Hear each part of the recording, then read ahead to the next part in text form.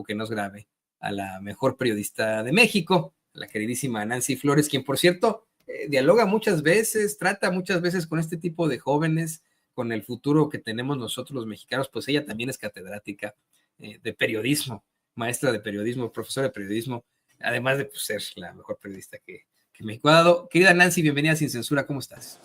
Bien, Toño, pues muchas gracias por la introducción. Siempre pues acabas sonrojándome por tus palabras.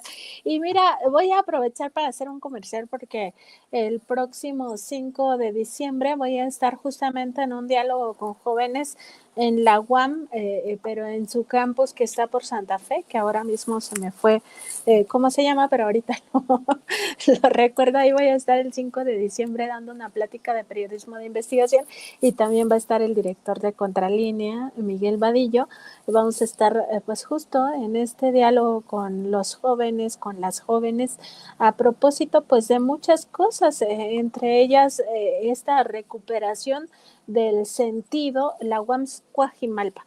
Del sentido del periodismo, o sea, que más allá de estas tergiversaciones de la desinformación, la posverdad, las fake news, pues también hay una trivialización del periodismo al convertirlo solo en un ámbito de la opinión, cuando lo importante es la información y sobre todo la información investigada desde mi punto de vista. Sí, exactamente, tiene que ser así. Todo tiene que justificarse con el rigor periodístico. También lo he dicho yo siempre y pues, ¿quién mejor que tú para hablarnos de esto? Pero, ¿qué te parece que hoy le damos a un tema muy importante en México, un tema que llevan ustedes ahí en la revista Contralínea sobre cómo Pemex extinguirá sus 40 empresas en paraísos fiscales? Cuéntanos de esto, Nancy, por favor. Sí, fíjate, Toño, que esta investigación sobre las filiales de Pemex en paraísos fiscales la llevamos desde hace ya 2 décadas aquí en la revista Contralínea. Yo empecé a investigar en 2003, 2004 esta circunstancia de cómo Pemex había ido creando filiales, no solo en México, sino también en el extranjero, y algunas de ellas en territorios que se consideran fiscalmente laxos y unos ya pues abiertamente paraísos fiscales. Se trata de más de 40 filiales, aunque no podemos tener todavía la certeza del número, pudieran ser 49. Estuve revisando yo varios documentos de la petrolera, pero no queda claro porque justamente esta clandestinidad con la que ha venido operando esta estructura paralela de Pemex, pues nos lleva a no tener certeza de ello. Y entre otras cosas, en este trabajo particular que es la portada de esta edición, pues hablamos o más bien recordamos, porque esto ya lo habíamos publicado, como en 2014, 2015, Petróleos Mexicanos empezó a hacer una investigación sobre estas filiales y hacia 2016 ya hizo un mapeo, un diagnóstico de cómo estaba Pemex en torno a sus filiales y encontró que había 93 empresas donde Pemex tenía participación accionaria. De esas 93 empresas, 61 eran propiedad 100% de Pemex a través de diversas triangulaciones, pero al final tenía 61 filiales diseminadas en el mundo, en México, y era una locura como también más o menos lo expresó la presidenta Claudia Sheinbaum en esta orden pública que hizo el pasado miércoles, de que estas empresas se tienen que extinguir. Y es importante pues ver cómo fue, además de ese diagnóstico que hizo el gobierno de Peña, empezó pues en ese momento a tratar de pues meter control sobre esta estructura empresarial paralela. Y lo único que pudo hacer en los últimos 2 años de su gobierno fue pues desaparecer 20.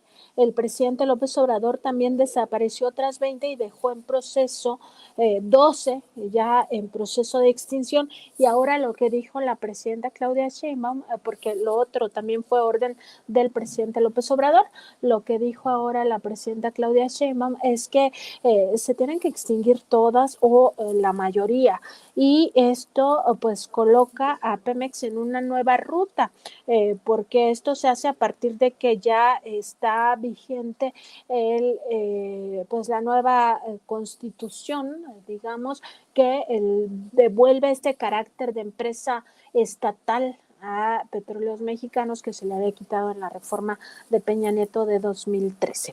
Entonces es importante porque Pemex todavía mantiene alrededor de 49, un poco más de estas filiales diseminadas en el mundo y en paraísos fiscales, y nada más te voy a mencionar algunos de los lugares donde están asentadas para que nos demos una idea de qué estamos hablando. Están en Islas Caimán, están en Suiza, están en Irlanda, están en Holanda, están en España, en Delaware, Estados Unidos, que como tú sabrás, ese es un territorio fiscalmente laxo similar al de los países, al de los paraísos fiscales, y también están en España. En España están bajo un régimen muy laxo también, que se le conoce como el esquema EDBE, que es pues esta tributación especial para pues empresas extranjeras, sin importar que no tengan oficinas y que no tengan empleados,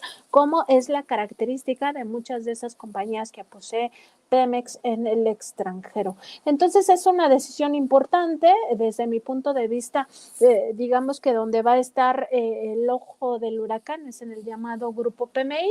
Esto lo controla PMI Comercio Internacional, que también tiene esta digamos, condición de ser empresa privada, aunque opera más, digamos, más a la luz del pueblo de México, porque es considerada el brazo comercial de Pemex, y este grupo PMI en realidad también se dedica a esta comercialización de hidrocarburos, compra y venta en mercados internacionales, además a la tendencia de acciones de otras filiales y también a pues operar negocios reales como la refinería Deer Park, también el grupo Fertinal, la planta agronitrogenados, y por ahí yo vería un tema pues delicado o de alguna manera difícil de irlo solventando. La cosa sería, por ejemplo, en el caso de Deer Park, que ahora pase al control total de Pemex, que ya tampoco va a tener subsidiarias.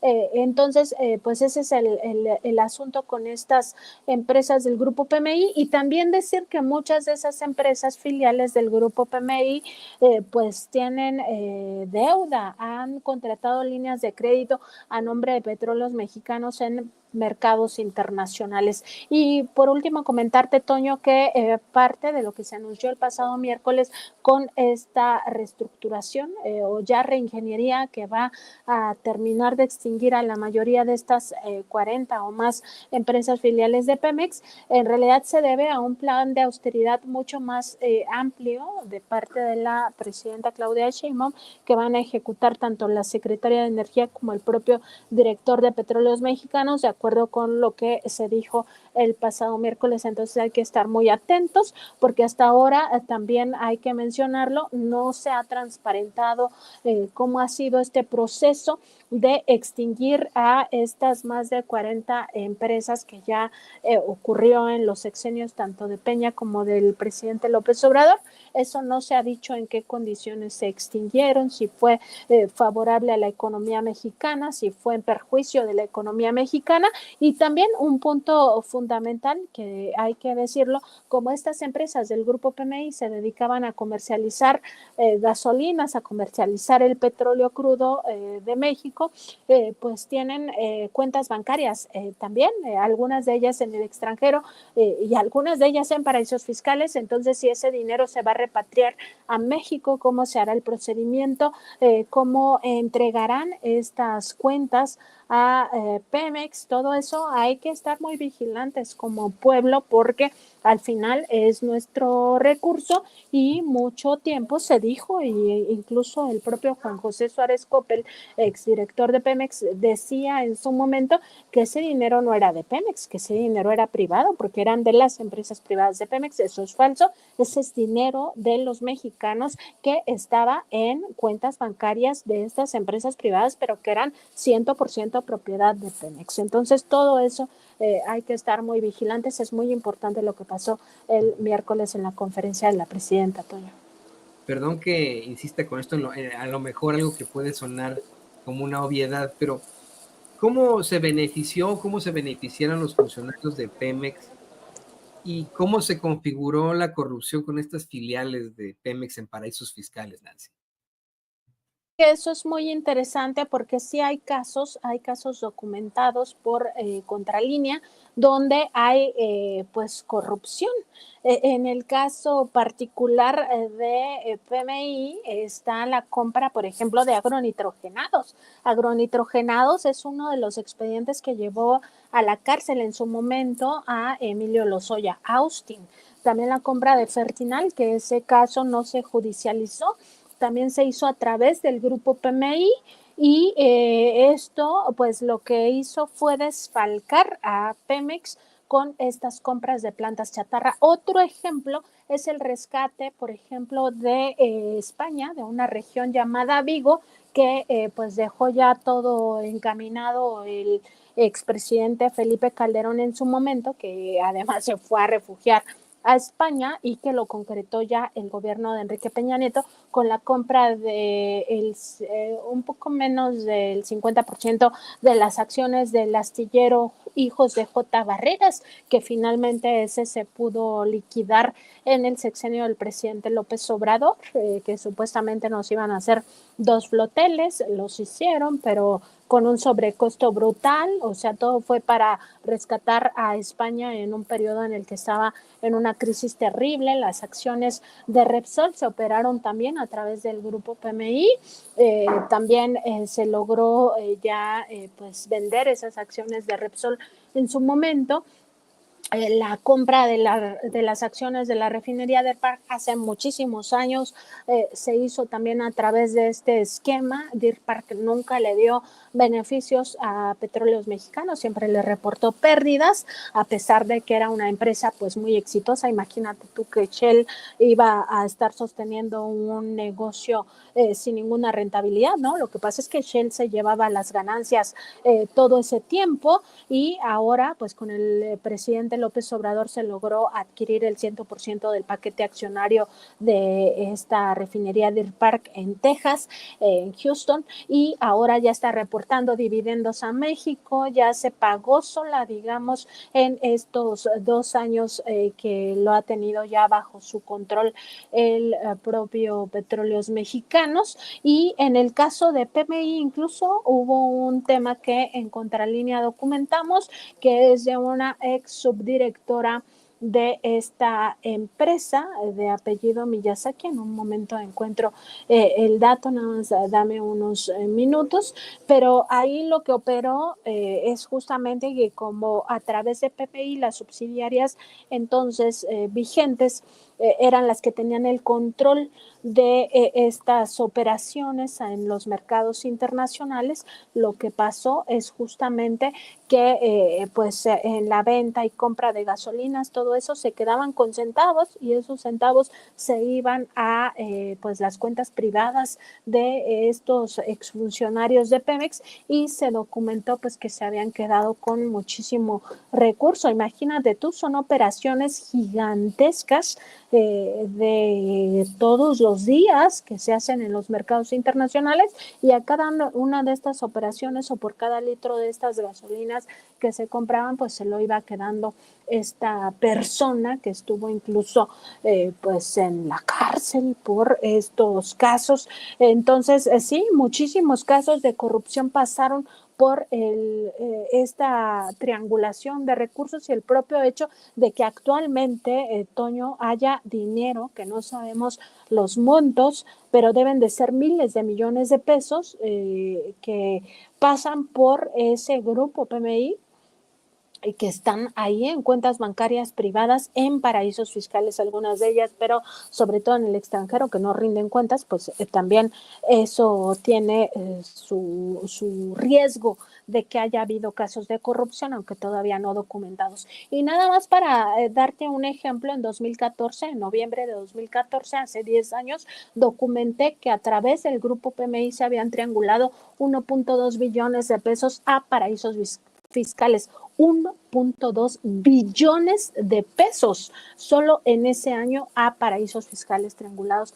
a través del grupo PMI, solo para darnos una idea de cuánto dinero se movió por esas empresas fachada de petróleos mexicanos a través de estos paraísos fiscales que tiene. En aquel momento había también empresas constituidas en otros lugares como Inglaterra y Luxemburgo, pero pues las empresas que han permanecido siguen también en Islas Caimán, en Irlanda, en Holanda, o sea, los Países Bajos, en el propio España, pues bajo esquemas muy laxos donde pues se impide a México conocer de qué manera se está pues llevando el negocio. ¿Y por qué se impide? Es muy sencillo de comprenderlo, Toño, pues porque estas empresas no están regidas primero bajo el derecho público, es decir, no son consideradas paraestatales, por eso se le llaman filiales, y segundo, porque muchas de ellas están constituidas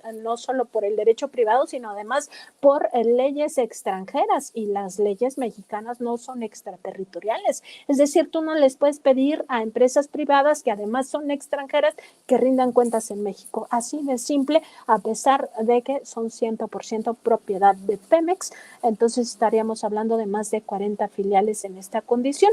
No se puede saber cuántas exactamente porque no todas son consolidadas por Pemex ante la Bolsa Mexicana de Valores o ante la SEC, pero sí se puede saber que son más de 40, quizá 49.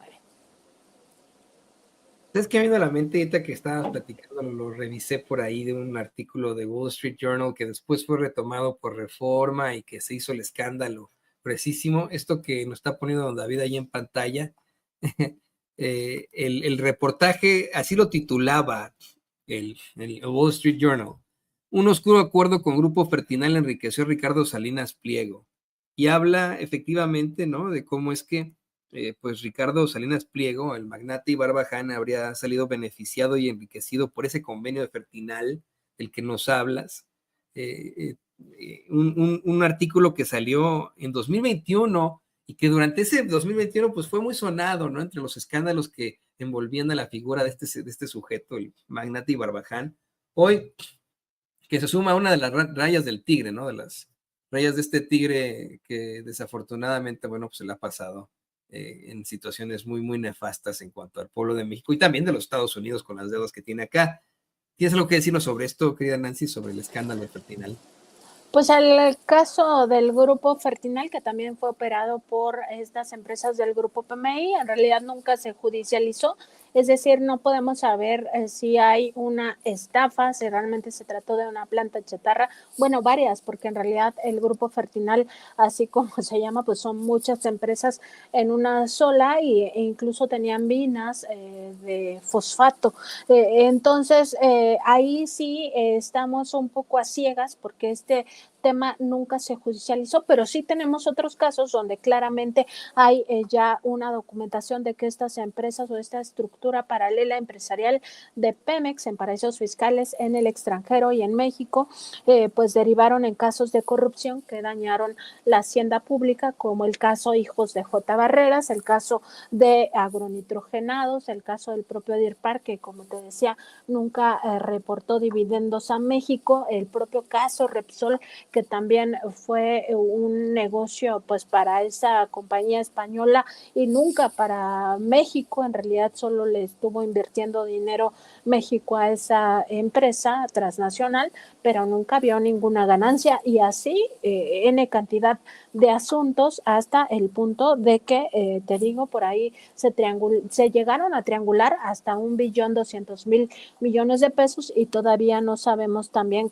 a cuánto ascienden los créditos a nombre de Pemex que operan sobre todo estas empresas del grupo PMI. Entonces hay que poner muchísima atención en los próximos días, en las próximas semanas y meses, que se haga esta reestructura, a ver si la presidenta pudiera dar un informe detallado, o la propia secretaria de Energía o el director de Petróleos Mexicanos, de en qué condiciones se han ido extinguiendo estas 40 empresas o estas 40 filiales que ya ocurrió esa extinción, pero no olvidar que la participación de Pemex era en 93 empresas, de las cuales 61 eran 100% de su propiedad. Es decir, todavía no estamos a la mitad, apenas se llevan 40, aunque el presidente López Obrador dejó 12 ya en proceso de extinción. Sin embargo, ni Octavio Romero Oropesa ni los demás exdirectores de la paraestatal pues han rendido cuentas de en qué condiciones se han extinto o desaparecido o fusionado estas empresas, estas filiales, ni si eso fue benéfico o perjudicial para la hacienda pública. Es que interesante, y además qué doloroso que se haya facturado hasta más de $1 billón de pesos, más de $1 billón, ¿verdad? Más de un billón con B, sí. Con B, que son, híjole, pues son no, es un dineral. Es algo exactamente, es un dineral. Nunca lo vamos a ver, o sea, tú que digas, ay, te lo imaginas, ¿cuánto significa en un cuarto? Pues no, o sea, ni siquiera nos podemos imaginar cuántos billetes de 1,000 pesos son para llegar a esas cantidades. 1 billón. Tan solo decir que el viernes pasado el secretario de Hacienda, Rogelio Ramírez de la O, habló de que se estima que los ingresos de México serán por 8 billones. Aquí estamos hablando de 1,2 billones de pesos. Es decir, casi el 10% de eso que va a ser los ingresos ahora, ¿no? En 2025 para México. Es una locura, es mucho dinero. Usted, póngalo así, usted que nos ve, que nos escucha, es 1/8 de lo que usted gana, ¿no? Ponga que usted gana, no sé, ¿no? 10,000 pesos al mes, pues 1/8 de los 10,000 pesos es lo que se robaban, lo que lavaban, lo que se llevaban ahí a paraísos fiscales, qué grueso. Y pues yo, querida Nancy, yo te agradezco por compartirnos esta investigación aquí en Sin Censura, y te pido por favor que nos compartas también tus redes sociales para que la gente se ponga en contacto contigo. Claro, te agradezco mucho, Toño. Les recuerdo a la audiencia de Sin Censura que también nos puede ver en nuestro programa, que se transmite de lunes a viernes a las 10 de la mañana en nuestros canales tanto de YouTube como de Facebook, donde nos encuentran como Contralínea. Además estamos en X como @Contralínea, y a mí me encuentran como @Nancy_contra. Te agradezco mucho, Toño, por estos minutos. La mejor periodista, la queridísima Nancy Flores, corresponsal de Contralínea con nosotros. Muchas gracias, Nancy. Gracias, Toño. Que pasen muy buena tarde a ti, a tu audiencia, y también saludos a la producción de Sin Censura, especialmente a Ceci. No, y de verdad lo que dice el público, lo que me ponen siempre en los chats, y yo estoy totalmente de acuerdo. Aquí siempre lo hemos dicho, Vox Populi, Vox Dei, ¿no? Así que definitivamente estoy totalmente de acuerdo por esa lucha que tienes constante de llevar la verdad con justicia y con todos los datos duros, con todo el rigor periodístico. Muchas gracias, Nancy. Gracias, Toño. Buena tarde.